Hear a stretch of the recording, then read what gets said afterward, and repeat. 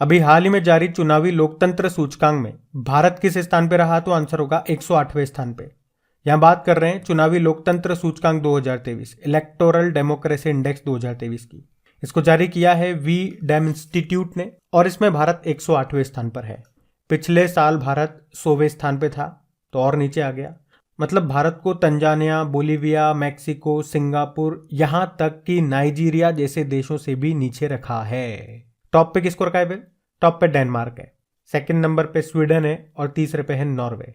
वैसे आप जानते हो अंतरराष्ट्रीय लोकतंत्र दिवस कब मनाया जाता है? डेमोक्रेसी डे 15 सितंबर को। चलिए फिर बताइए, मुंबई का प्रसिद्ध वड़ा पाव दुनिया के सर्वश्रेष्ठ सैंडविच की सूची में कौन से स्थान पर है? तो आंसर होगा 13वें स्थान पे। तो याद रखना, मुंबई का प्रसिद्ध स्ट्रीट फूड वड़ा पाव ये दुनिया के टॉप 50 सर्वश्रेष्ठ रेटेड सैंडविच की सूची में 13वें स्थान पर है। इस लिस्ट को टेस्ट एटलस ने जारी किया है। ये एक क्रोएशियाई based food travel guide website है और इसमें पहले नंबर पे रहा है तुर्की का मकबरा सैंडविच, दूसरे स्थान पे रहा है पेरू का बूटीफारा सैंडविच और तीसरे स्थान पे रहा है अर्जेंटीना का डी लोमो सैंडविच और भारत का वड़ा पाव 13वें स्थान पे रहा है। चलिए फिर बताइए, अभी हाल ही में जारी सिटी इंडेक्स 2023 में भारत का स्थान क्या है? तो आंसर होगा 5वें स्थान पर है। तो सिटी इंडेक्स 2023 के अनुसार भारत 9 महिला अरबपतियों के साथ ऑस्ट्रेलिया और हांगकांग के साथ 5वें स्थान पर है। इसमें कुल 92 महिला अधिकारियों के साथ इस लिस्ट में टॉप पर है अमेरिका, दूसरे स्थान पर चाइना है, भारत इसमें 5वें स्थान पर है। भारत में अगर बात करें तो सावित्री जिंदल ये भारत की सबसे अमीर महिला बताई गई हैं। चलिए फिर बताइए, अभी हाल ही में जारी सिप्री की रिपोर्ट के अनुसार 2018 से 2022 की अवधि में हथियारों के आयात यानी कि इंपोर्ट के मामले में कौन सा देश टॉप पर रहा? तो आंसर होगा भारत। तो सिप्री मतलब Stockholm International Peace Research Institute, इसकी रिपोर्ट आई और उसमें बताया गया कि 2018 से लेकर 2022 की अवधि में, मतलब इस अंतराल के दौरान हथियारों के आयात के मामले में भारत टॉप पर रहा है। सेकंड पे सऊदी अरब है और तीसरे पे है कतर। रिपोर्ट में यह भी बताया गया कि विश्व के हथियारों के कुल आयात में भारत की हिस्सेदारी 11% रही है। तो ये पॉइंट भी ध्यान रखना। बढ़ते आगे। चलिए फिर बताइए, हाल ही में आई IQ एयर रिपोर्ट के अनुसार दुनिया के सबसे प्रदूषित देशों की सूची में भारत कौन से स्थान पर है? 8वें स्थान पे। तो स्विस फर्म IQ एयर ने अभी वर्ल्ड एयर क्वालिटी रिपोर्ट को जारी किया, जिसमें यह बताया गया कि 2022 में भारत दुनिया का 8वां सबसे प्रदूषित देश है। पिछले साल इस लिस्ट में भारत 5वें स्थान पे था। और दुनिया के सबसे प्रदूषित शहरों की सूची में बात करेंगे तो 50 शहरों की सूची में भारत के 39 शहर हैं। अच्छा, सबसे प्रदूषित देश कौन सा है? तो चाड है, सेकंड पे इराक है, तीसरे पे पाकिस्तान है, भारत 8वें पे है। और अगर शहरों में बात करोगे तो पहले स्थान पे है पाकिस्तान का लाहौर, दूसरे पे चाइना का होटन, तीसरे पे राजस्थान का भिवाड़ी और चौथे पे है दिल्ली। तो ये देश भी मैंने आपको बता दिए, शहर भी मैंने आपको बता दिए। अगला प्रश्न क्या पूछ रहे हैं कि शिक्षा मंत्रालय के अनुसार किस राज्य की साक्षरता दर, लिटरेसी रेट सबसे कम है? तो आंसर होगा बिहार। तो अभी शिक्षा मंत्रालय ने, और शिक्षा मंत्री कौन है? धर्मेंद्र प्रधान।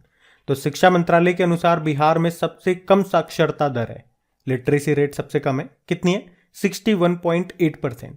इसके बाद अरुणाचल प्रदेश का नंबर है 65.3% है और फिर राजस्थान का नंबर है 66.1%। केरल में सबसे ज्यादा है, आपको पता ही होगा सबसे ज्यादा केरल में, लेकिन कितनी है? 94% है। उसके बाद लक्षद्वीप है 91.85% के साथ। वहीं शहरी भारत में बात करें तो साक्षरता दर 84.11% है। वहीं ग्रामीण इलाकों में या ग्रामीण भारत में अगर बात करें तो 67.77% है। तो ये भी डेटा याद रखना। चलिए फिर बताइए, हाल ही में 2023 की दुनिया के महानतम स्थानों की टाइम सूची में कितने भारतीय स्थलों को शामिल किया गया? तो आंसर होगा 2। तो अभी टाइम मैगजीन की दुनिया की सबसे महानतम स्थानों की सूची जारी की गई, उसमें 2 भारतीय स्थानों को भी शामिल किया गया है। उनके नाम है मयूरभंज जो कि उड़ीसा का है और एक लद्दाख। किसकी बात कर रहे हैं? टाइम्स की वर्ल्ड्स ग्रेटेस्ट प्लेस ऑफ 2023 की बात कर रहे हैं। अच्छा, ये मयूरभंज नाम याद रखना, ये भी आपने सुना होगा। उड़ीसा के 3 जिलों में सोने के भंडार पाए गए थे, उसमें से एक मयूरभंज भी था। चलिए फिर बताइए, हाल ही में जारी वैश्विक आतंकवाद सूचकांक में कौन टॉप पर रहा? तो आंसर होगा अफगानिस्तान। तो वैश्विक आतंकवाद सूचकांक के अनुसार भारत को 25 सबसे खराब आतंकवाद प्रभावित देशों में शामिल किया गया। तो इसे इंग्लिश में बोलोगे आप ग्लोबल टेररिज्म इंडेक्स 2023। ये इसका 10वां संस्करण है, जिसमें भारत तो टॉप 25 में है और अफगानिस्तान लगातार चौथे साल आतंकवाद से सबसे प्रभावित देश बना हुआ है। इस इंडेक्स को किसने जारी किया? Institute for Economic and Peace ने। फिर बताइए, सेलिब्रिटी ब्रांड वैल्यूएशन रिपोर्ट के अनुसार 2022 में एंडोर्समेंट के लिए सबसे मूल्यवान सेलिब्रिटी कौन बना? तो आंसर होगा रणवीर सिंह।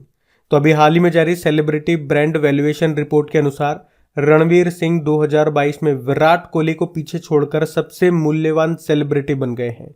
वहीं महिलाओं में बात करें तो आलिया भट्ट इस लिस्ट में सबसे आगे है। चलिए फिर बताइए, top 10 Hurun global rich list 2023 में एकमात्र भारतीय कौन है? तो आंसर होगा मुकेश अंबानी। तो 2023 के हुरुन ग्लोबल रिच लिस्ट के अनुसार रिलायंस इंडस्ट्रीज लिमिटेड के अध्यक्ष मुकेश अंबानी ये दुनिया के टॉप 10 अरबपतियों की सूची में शामिल होने वाले एकमात्र भारतीय हैं। वे इस लिस्ट में 9वें स्थान पर हैं और वे लगातार तीसरे साल एशिया के सबसे अमीर व्यक्ति हैं। इस लिस्ट में पहले स्थान पर है एलन मस्क, दूसरे पे जेफ बेजोस हैं, मुकेश अंबानी 9वें स्थान पर है। और अगर बात करें अरबपतियों की संख्या में, जो भारत है ये इस 2023 के हुरुन ग्लोबल रिच लिस्ट में तीसरे स्थान पर है। चलिए फिर बताइए, हाल ही में किस राज्य के गंधमर्दन पहाड़ियों को देश का 37वां जैव विविधता विरासत स्थल घोषित किया गया? तो आंसर होगा उड़ीसा। तो उड़ीसा की गंधमर्दन हिल रेंज को भारत का 37वां नंबर का जैव विविधता विरासत स्थल घोषित किया गया है। और इन गंधमर्दन पहाड़ियों को आयुर्वेद का स्वर्ग के नाम से भी जाना जाता है। अच्छा, ये भारत का 37वां है और उड़ीसा का तीसरा है। तो उड़ीसा के पहले 2 जैव विविधता विरासत स्थल कौन कौन से रहे? तो एक तो कंधमार, जहाँ की हल्दी बड़ी फेमस है, कंधमार की हल्दी को जीआई टैग मिला था, याद है ना, वही। और एक महेंद्रगिरी की पहाड़ियाँ, और अब ये हो गई गंधमर्दन पहाड़ियाँ। चलिए फिर बताइए, मनरेगा के तहत सर्वाधिक मजदूरी 357 रुपए देने वाला राज्य कौन सा है? तो आंसर होगा हरियाणा। अच्छा, पहले हम समझते हैं नरेगा क्या है। नरेगा यानी कि national rural employment guarantee act, यानी राष्ट्रीय रोजगार गारंटी अधिनियम। यह अधिनियम 2005 में आया और इसकी शुरुआत सबसे पहले 2 फरवरी 2006 को आंध्र प्रदेश के बांदावाली जिले के अनंतपुर गांव में शुरू हुआ और 2008 में पूरे भारत में इसको लागू कर दिया गया और फिर 2 अक्टूबर 2009 को इसका नाम मनरेगा कर दिया गया। तो क्या होता है इसमें?